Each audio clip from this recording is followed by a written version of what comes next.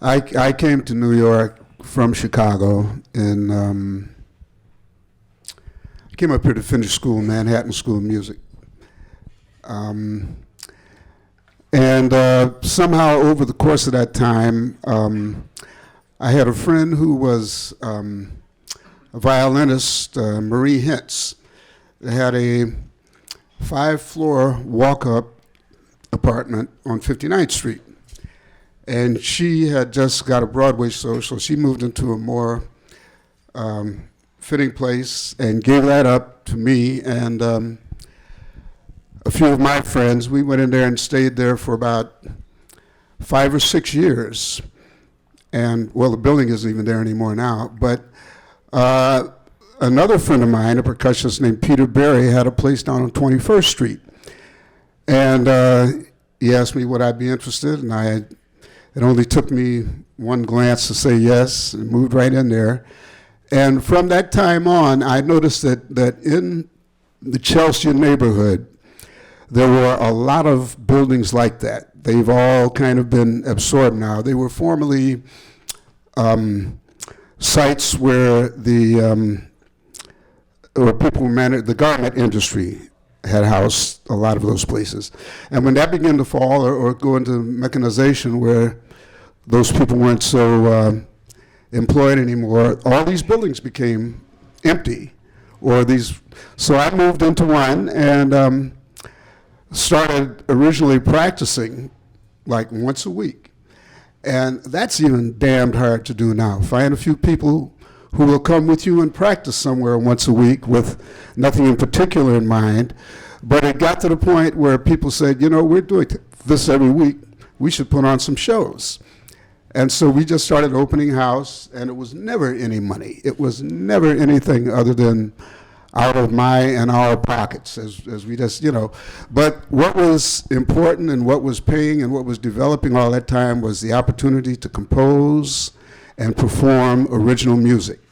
And that was something that was severely neglected in all the big commercial festivals. I remember one day, George Wein got a little bit disturbed because in 1972, we actually organized a group of us. I don't know if you were there then.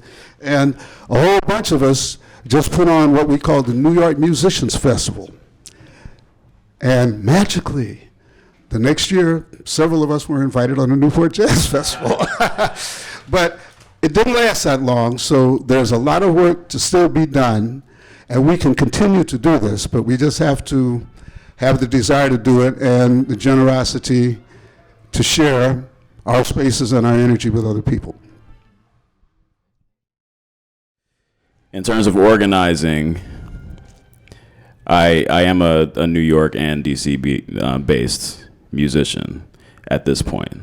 I technically live in DC, but at this point I'm getting more gigs in New York than I am in DC. So what does that mean? As an organizer of the music in DC, it's been a path set through the inspiration of these people here on this panel, through the people that were on the panel yesterday, through the legacies of the AACM and of the various groups here in New York, the various groups in Philadelphia, in Los Angeles, in Jackson, Mississippi, and in St. Louis, and really anywhere in a certain period of time that had a significant black population, this was going on. This sort of activity was going on.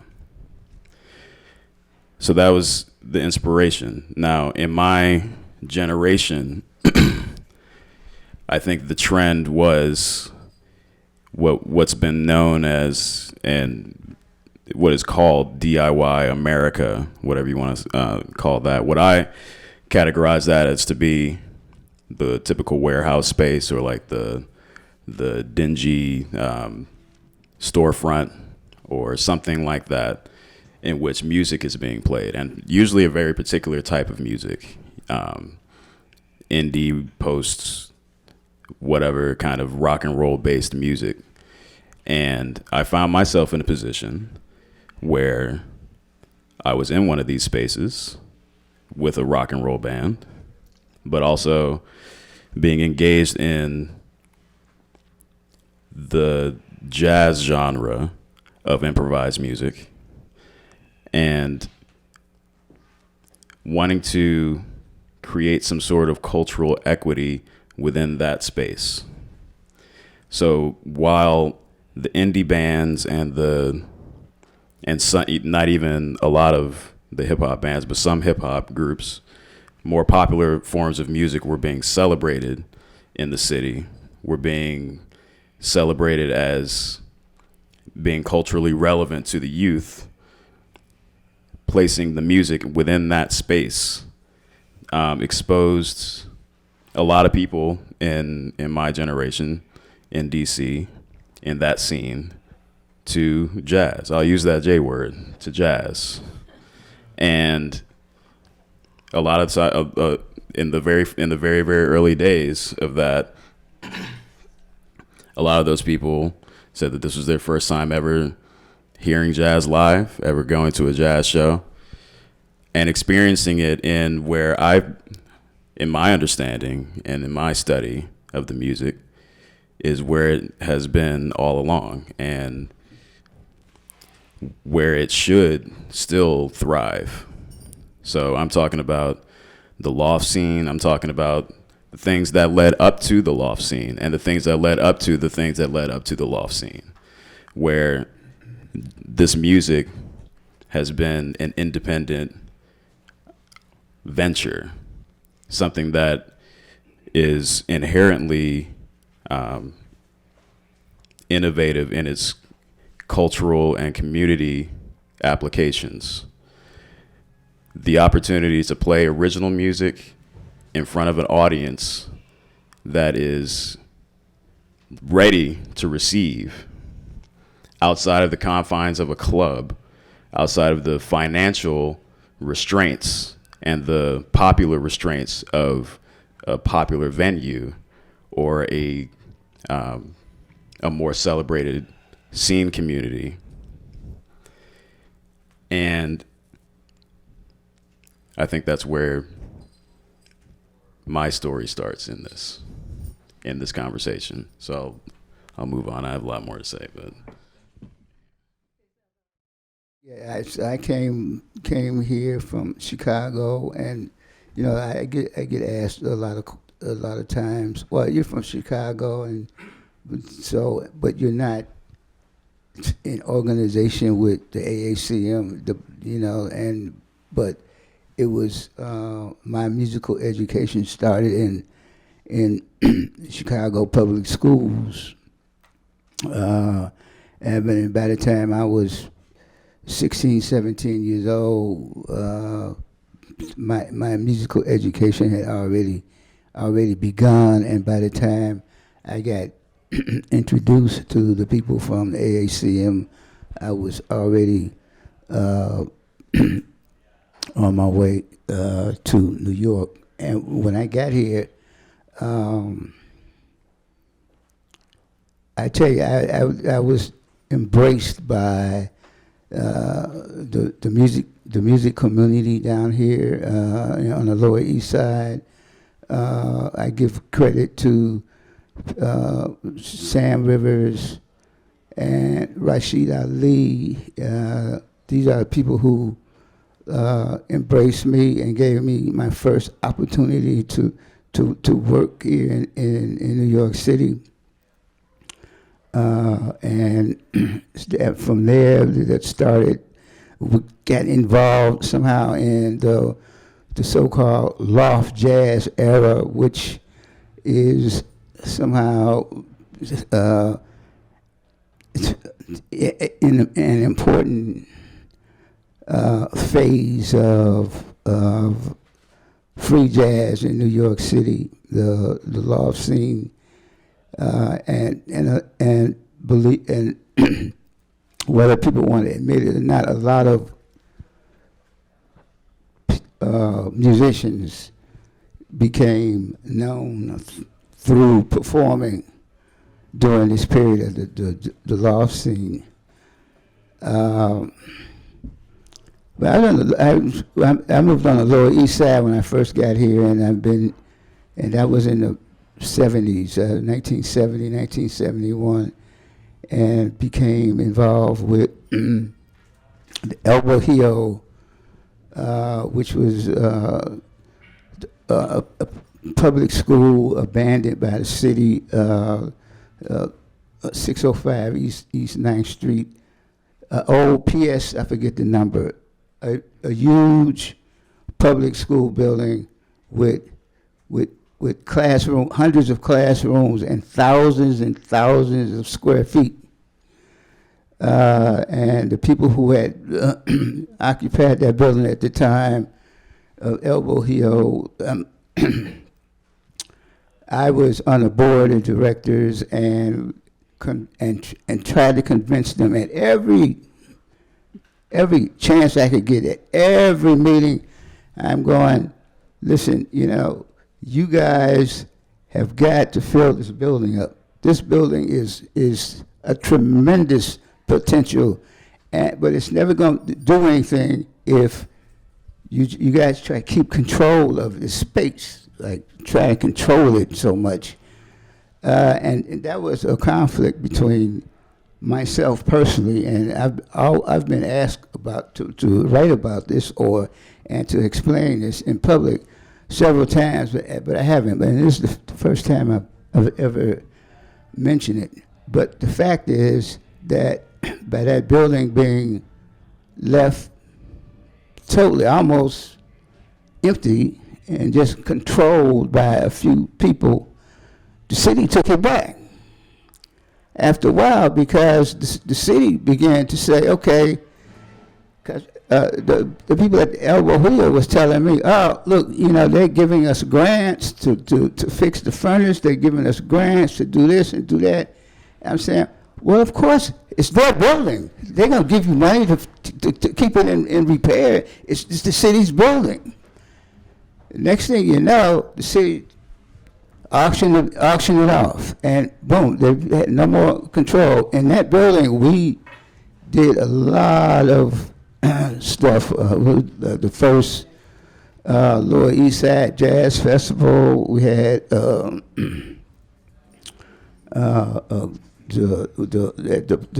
punk rock scene guys. We had a festival called Proud to Be Loud with Demo Mo and Peter Missing and those guys over from CBGB's.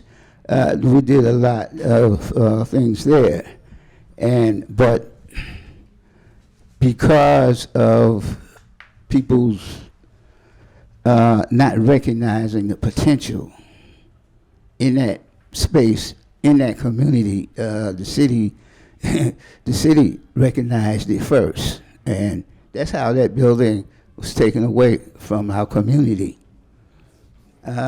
So, like I said, now, when I first came to New York, I was embraced by people who, like Sam Rivers.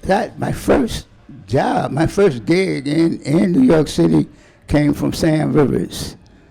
And Rashid Ali. We played at Ali's Alley so many times. It was just wonderful. So I give my existence credit to those people like Sam Rivers and Rashid Ali. They were the real pioneers of free jazz on the Lower East Side down here.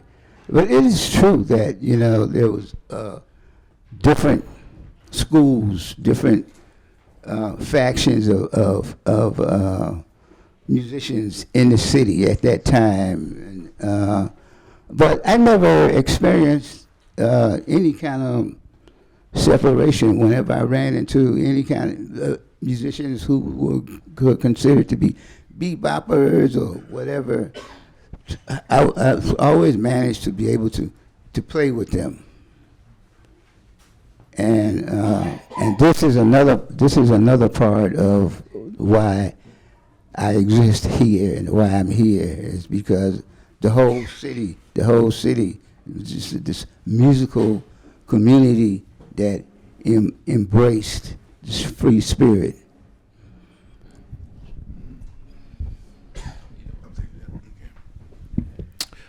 Yeah, so my name is Ahmed Abdullah, for anybody who just walked in. My experience in this music, actually, even though I was born in Harlem, my experience begins in Brooklyn.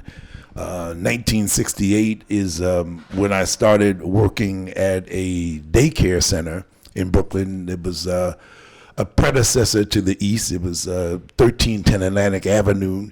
And it was an interesting place because the director's mother had developed a protocol for dealing with three-month babies. And so it was a great place for people to take their children and drop them off, and while they could go to work and make money. And we had the idea at the center of doing a kind of a head start with the kids, giving them a grounding in ideas of African American culture. I worked there, and I was also studying with a great trumpeter composer, Cal Massey. And so while taking lessons from Cal Massey, and interestingly enough, Cal Massey during that period of time went to Algeria and met Eldridge Cleaver and promised Eldridge Cleaver that he was going to do a benefit for the Black Panther Party. Because I was working with Cal Massey at the time, that daycare center, which was a huge garage, became the place for the first a benefit for the Black Panther Party in 1970, February 1970. Anybody who knows about Cal Massey knows that he was great at being able to contact musicians. So we had people like Betty Carter, Freddie Hubbard, Lee Morgan. Noel Pointer played his first concert with Cal Massey at 14 years old there at 1310 Atlantic Avenue. But here's the rub. We were getting $10,000 a month from a donor who didn't want to be known publicly. But when we did the concert, when Cal Massey produced the concert for the Panther Party, all of a sudden that money dried up. We were not getting $10,000 anymore. And so the next benefit Cal Massey did was for the Center for 1310 Atlantic Avenue, and we did it in Staten Island. It was called Jazz on Grass. And once again, line up Freddie Hubbard, Lee Morgan, Carmen McRae, the Romance Orchestra, Eddie Gale. The band that I was working with at the time was called the Master Brotherhood, and we used to rehearse at that daycare center. The daycare center was, as I said, a predecessor to the East. All of this information is on the top of my head right now because I was just being interviewed by G2 Wayusi's wife last week because she wants to do a documentary about him. So I had to go back and look at some of the files that I had around that time so I could be up on his history. So that I worked at that center from 1968 to 1972. In fact, I did my first performance as a leader at that daycare center. And all of this, what I wanted to really deal with was that there was an organization behind everything that I was involved with. There was an organization behind 1310 Atlantic Avenue. My first performance at the East was in 1975 with Sun Ra. And of course, the East was an organization. There was an organized effort, but even before that, as Warren alluded to, there was the New York Musicians Festival, which was an organized effort which became, I always say, the loft movement, because people say the loft scene, but it was a movement. There was an organized effort to really move this music out of the control that it was in and move it into the control of artists. And as a result of that New York Musicians Festival, many of the lofts that Jemeel alluded to were formed. Sam Rivers Loft was formed in 1972. I played the very first concert at Sam Rivers Loft with a band called the Melodic Artet, opposite Clifford Jordan. And that came exactly out of the protests of George Weah's festival. The next year, as Warren talked about, in 1973, we were actually included in George Weah's festival at Lincoln Center. And I played there with my band Abdullah, which had just been formed in 1972, and with the Melodic Quartet. Yeah, so we're talking about the 1970s, and Rashid Ali built his place, Ali's Alley, with his own hands. Yeah, he built, and it was the baddest club in New York City during that time, right? I mean, Ali's Alley could hold like 150 people. You understand what I'm saying? He had food. He had a bar. Yeah, so it was a real top-notch club that Ali's Alley was, right? So we're talking about, and Ali's Alley was formed around 1972 and was there until 1979. Yeah, this is because you talked about me working at Sister's Place. Why I work at Sister's Place is because I saw what these cats did. I saw what Rashid Ali did, what Warren Smith did with Wiz, Studio Wiz. By the way, I'm jumping ahead because at Studio Wiz, we used to meet with another organization called the Collective Black Artists. And the Collective Black Artists had a relationship with the East. We used to do shows at the East. The Collective Black Artists was an organization that was organized by Reggie Workman and Jimmy Owens. And as early as 1970, I was involved in that organization. So it's always been organizations that have moved this music forward. We moved to playing with Sun Ra, which I did at the East. I said April 1975. And I worked at the East many times with different bands because that was the place that you wanted to work at in Brooklyn. That was the African cultural institution. Yeah, and it lasted from maybe about 1970 until, probably about 78 or so. All these places had, when you think about it, short shelf lives. But come to where I'm at now, Sister's Place. I started working there in 1998, and we are now a landmark institution. Yeah, because I could draw on all of these experiences that I've had, and one of the things that I know, in order to keep this music going, you need an organization.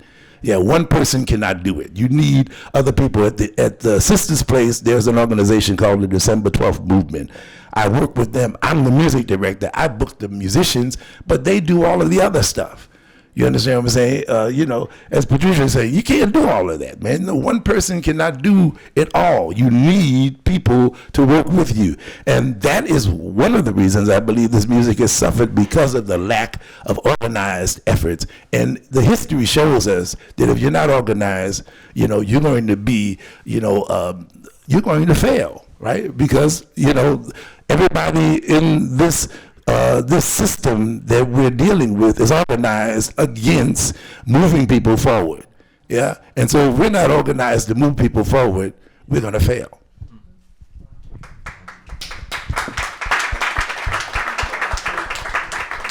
Well, I want to open it up to responses to that too. I mean, one of the things that's been very interesting about just everyone's initial comments today is that whereas, yes, we've approached this cultural equity question in a few different ways. That yesterday there was a lot of discussion and a lot of conversation that sort of was about, granting organizations and sort of the top-down support of music and where it's going and where it's not going. But the conversation today, what I've heard over and over again is sort of the opposite. Instead of waiting to be recognized from external sources, that everyone on this panel has been working towards developing institutions, developing community spaces from the ground up, which is, and again, this isn't a separate question. This is the other side of the coin about how to gain recognition and gain support and develop structures that can help support the artists and the communities that they nurture. So wanted to open it up to further responses about that. Patricia, you look like you were. I always like to talk. Sure, go ahead. I just want to clarify from all of us, like, what are we up against? I mean, we need to organize because they're not welcoming. They don't welcome this creativity into our society. They don't even welcome humanity anymore. We're not being welcomed, so we have to create it ourselves. All right, but what is it really? that they're afraid of. And what is it? And one of the things that it comes to my mind, all right, first of all, I thought, why has free jazz been so punished? I mean, generally. I mean, I look at, when you're at the Vision Festival, you don't feel that because we celebrate it, and we've been doing that for 23 years, and so now it's accepted. But when it began 23 years ago, it wasn't around in New York anymore. After 80, it just started to, it went to Europe, and it wasn't here. It wasn't available. So, and even so, like as I said, with the funding, you can't get funding if it sounds too raw, or free. And so what are they afraid of? And then when I was a youngster, a long time ago, I was a couple of times, on a couple of occasions, people came up to me and said, "Stop, I can't take it, you're too free." All right, so something about freedom scares people. And if that freedom is not white, it's even scarier. So we have to understand what we're struggling here with. But just as people are afraid, they're also, I think, hungry for it. It's like, and so you keep, so, and it's almost harder when you've been really pushed down. It's almost harder to claim yourself. And so I think we're anyway, that's I just wanted to throw that out to y'all. I'm listening to all these conversations, and they seem terribly familiar over like 5 or 6 decades for me, because when I came here in 1957 to finish school,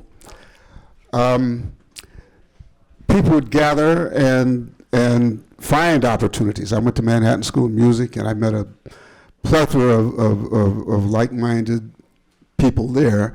But I had come from Chicago, which was a thriving community, and literally from my very early childhood, the music was all around me. And I was, and everybody had seen in those days their ambition was to go to Chicago. To go to New York from Chicago. And it was because they saw a more vibrant musical appreciation and attitude by general audiences there than they saw in Chicago.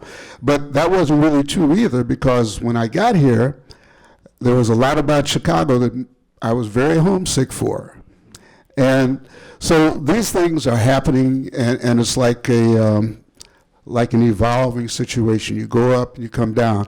But the main thing is that we have to continue our dedication to and love for the arts and the things that we appreciate, and get out and support them, because that's the only thing that will keep us alive. And the only thing that keeps me alive is having a chance to express myself that way.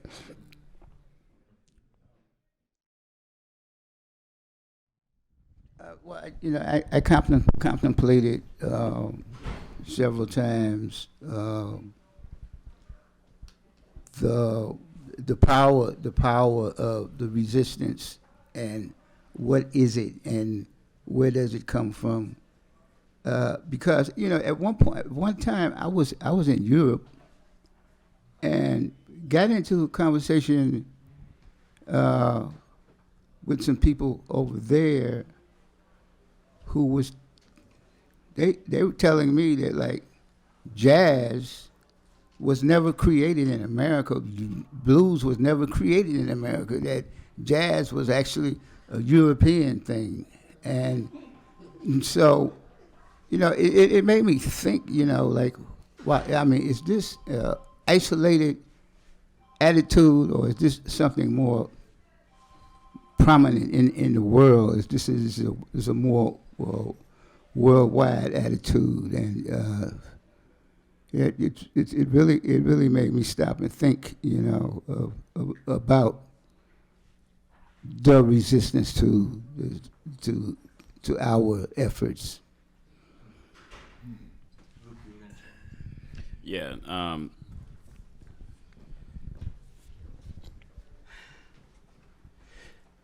So there are a number of cultural equity questions in even I'm going out on a limb here. Even in this within this conversation, myself, I came to this music through a personal, introspective path, not through education necessarily. I played the double bass. I didn't get the opportunity to even touch a double bass until I moved to DC in 2005. I grew up in Ocean Springs, Mississippi. There was no orchestra. I played the saxophone in band. There was no jazz band. And I feel like that's the case for the majority of America. Outside of New York, Chicago, outside of the cultural centers, even though there are those situations within those cultural centers, within this city of New York, there are a lot of schools that don't have orchestras, a lot of schools that don't even have instruments or music whatsoever. But the thing that New York and Chicago and everything else has that I really longed for as a child, as a young person being interested in this music, was the cultural inheritance that you get from the geographic privilege of your location. So myself, in a way, it's a blessing and a curse. I grew up in a place where I didn't have ACM. I didn't have, hip hop or an overriding cultural identity to hold on to or to break away from. It kind of grew organically from the first point where I heard jazz on a CD with my mom to right here. Discovering Jemeel Moondoc when I was in high school through the pathways and the connections from studying the music in an autodidactic way. So there's been a lot of talk about education, and my other connection to New York City is I just completed my first year in a master's program at the New School. So in education, and again, yesterday we talked about all the, I think Craig Harris talked about the tens of thousands of jazz school students that are graduating every year. But how come we don't have more of an audience? Because they're not getting educated in these institutions. They're clients of the academic institution. They're not being taught what they need to be taught.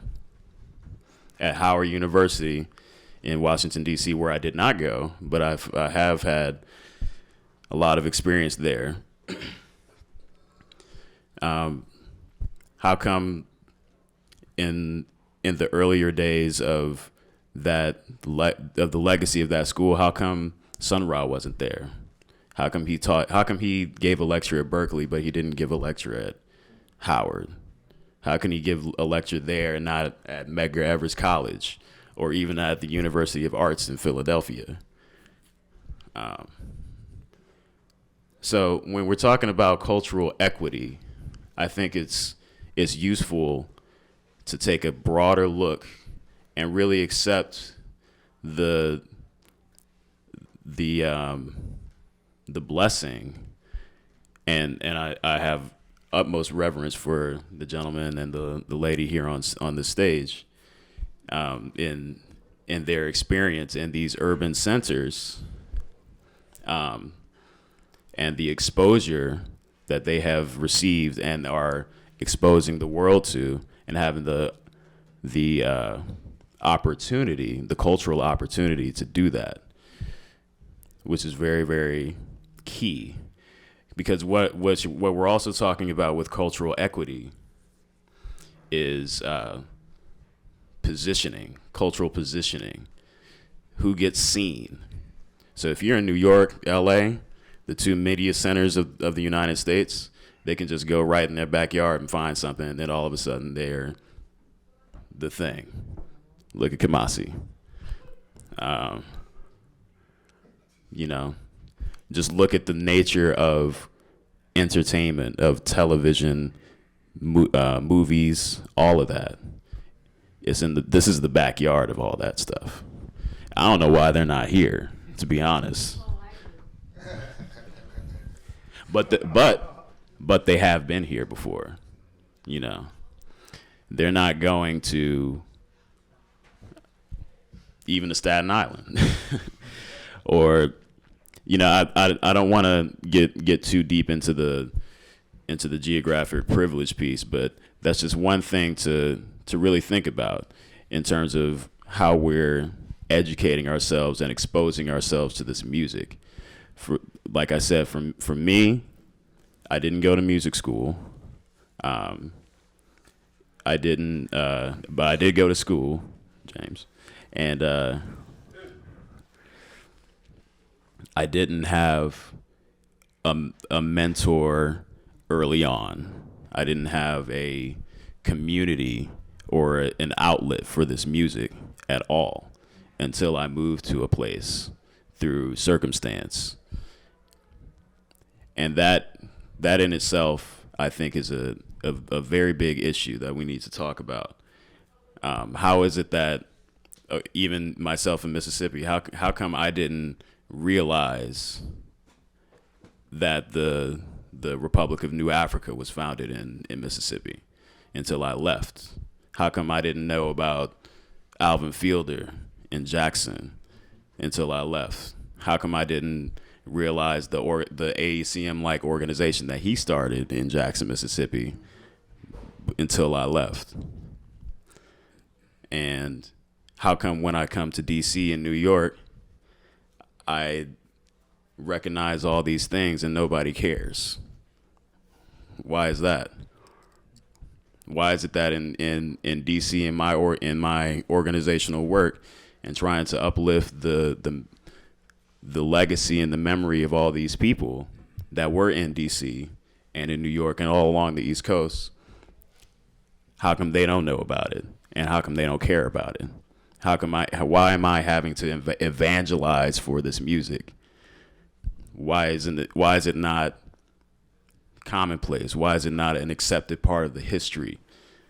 Why is it not part of the music scene? You think you were asking me what's going on in DC? I mean, they're still playing them standards all day long. They're still, it's all good. Yeah. It's all good. But how come when I play, that same community doesn't accept? I've been there. I support them. I'm lucky and privileged to have a radio show in Washington, D.C., playing their music, putting on a lot of shows for straight ahead everything else. One of the things that we really, really wanted to do was to present the entirety of the music together. So-called straight ahead, so-called free jazz, so-called Latin, so-called whatever. People need to understand that it's all part of the same tradition. So it's important to present it as such. Even then, after the articles, after the recognition, blah, blah, blah, blah, blah, why are we still struggling to be heard after introducing ourselves and working for so many years? And I think there's a deeper problem there, and it's not even it's a problem that's of just the nature of cities, I think, and the nature of these particular cities. Yeah, sorry. Yeah.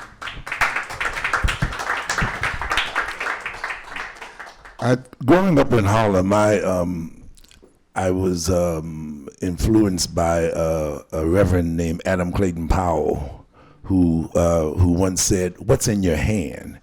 Yeah, it's like what we have, what we've been given, if we've been around this music over a period of time, is a lot of knowledge, a lot of understanding, and when we're in positions of influence, I think it behooves us to make sure that those people around us, get this light of our wisdom and experience.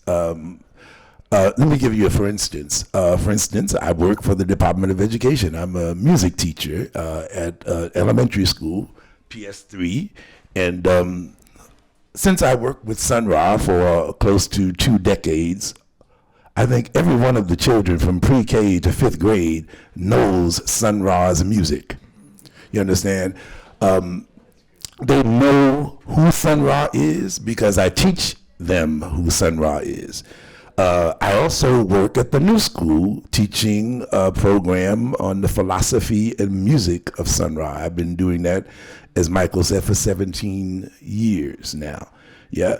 And so what I do is I take my New School students, my college students, mostly white, by the way, and bring them into Bedford-Stuyvesant, mostly black. Yeah.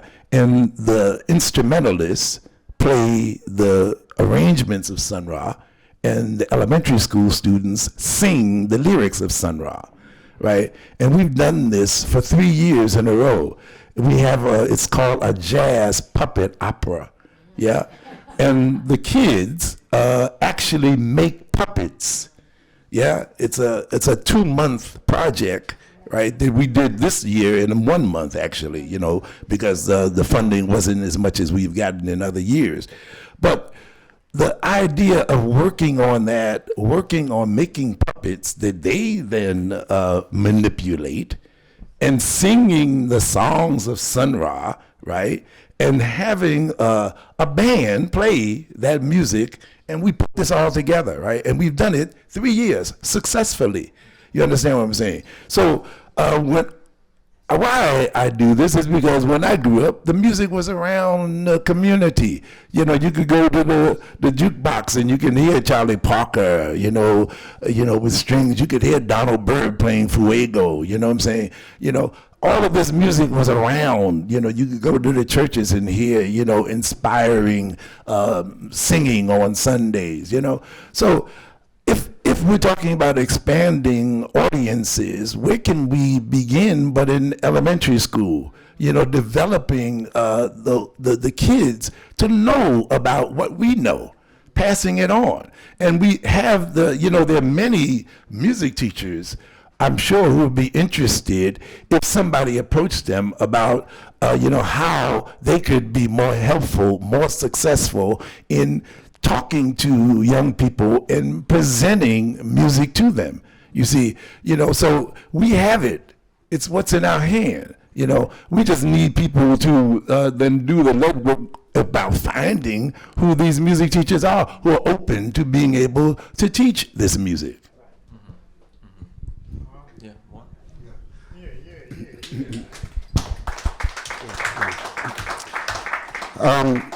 I retired in 1999 from a 40-year career of teaching music. Now, when I first went to school, particularly to college, we had a huge place, University of Illinois, and all these big buildings, endless practice rooms. But if you were caught in a practice room improvising, you would lose your privilege to use the practice room. Now, this was a censorship of certain types of thought processes, all right? And we, now when I retired from teaching, I had been teaching, and I don't like this term, I'll call it African American classical music for 40 years, all right? I had been injecting this into grade schools, junior high schools, and eventually colleges when I got involved in it. But up to that time, anybody who was thought to have that thought process would get in trouble. You know, you would literally, you know, there was a situation where, oh, he's improvising. That's a 50-cent fine. You know, and I mean, 50 cents in the 40s and the 50s was significant for students, especially, you know.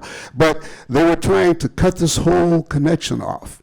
And then we had a place up in Boston, or in Massachusetts, I think it was actually at the University of Amherst, where a bunch of professional musicians and scholars gathered together one year and discussed the possibility of injecting improvised music into the college curriculum. And I look around now and there are departments of music in damn near every college, alongside with the classical music. You know, now these are things that we have to consider how we were thinking about. We still don't get the funding unless we interject the influences of European classical music within our programs. So I think it's bigger than it might be intentional to keep certain things suppressed in this country, in this nation, that might benefit a larger group of people than are being benefited. So that's something that we need to consider and speak up about.